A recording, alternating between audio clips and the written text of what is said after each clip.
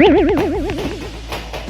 want to see what a bowl of ramen looks like when you pop it in the microwave without the only other ingredient you need to make ramen, which is water? You want to see what that looks like after 4 minutes?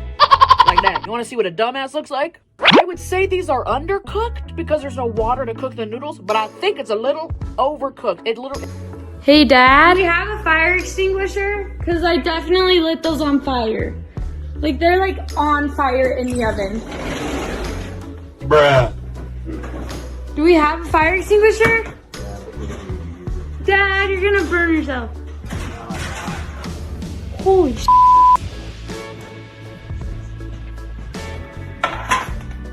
Happy Thanksgiving. Oh.